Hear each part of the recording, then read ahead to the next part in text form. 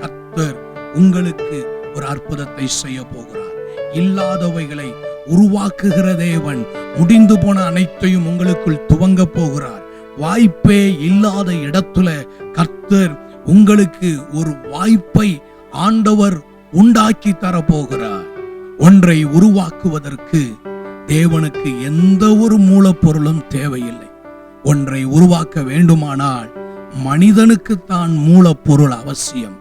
ஒன்றிலிருந்து மற்றொன்றை உருவாக்குவான். ஆனால் தேவனுக்கு அப்படி இல்லை.